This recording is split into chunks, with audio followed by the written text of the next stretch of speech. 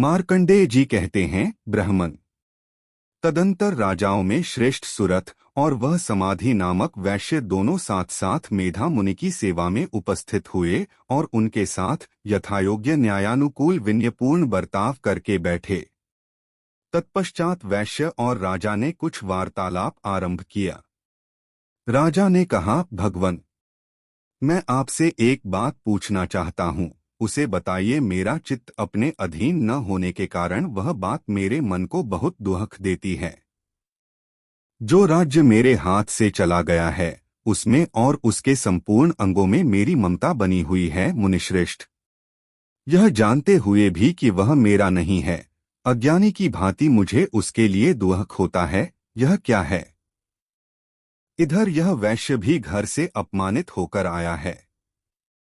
इसके पुत्र, स्त्री और भृत्यों ने इसे छोड़ दिया है, स्वजनों ने भी इसका परित्याग कर दिया है, तो भी यह उनके प्रति अत्यंत हार्दिक स्नेह रखता है। इस प्रकार यह तथा मैं दोनों ही बहुत दुखी हैं, जिसमें प्रत्यक्ष दोष देखा गया है।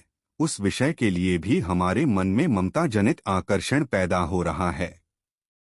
महाभाग, हम दोनों समझदार हैं, तो भी हम में जो मोह पैदा हुआ है, यह क्या है?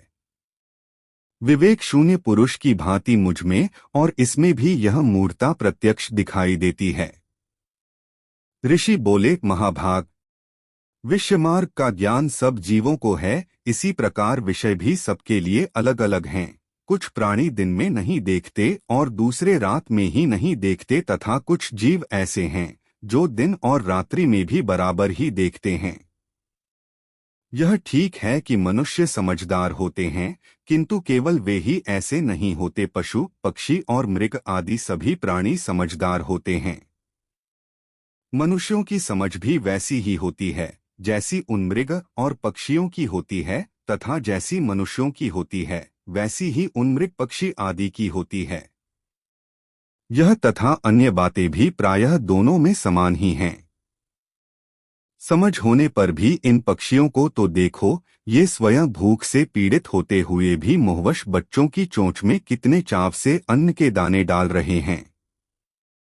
नरश्रेष्ठ, क्या तुम नहीं देखते कि ये मनुष्य समझदार होते हुए भी लोभवश अपने किए हुए उपकार का बदला पाने के लिए पुत्रों की अभिलाषा करते हैं?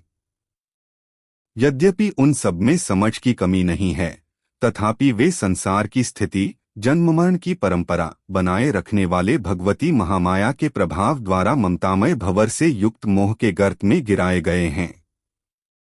इसीलिए इसमें आश्चर्य नहीं करना चाहिए। जगदीश्वर भगवान विष्णु की योग निद्रा रूपा जो भगवती महामाया हैं, उन्हीं से यह जगत मोहित हो रहा है।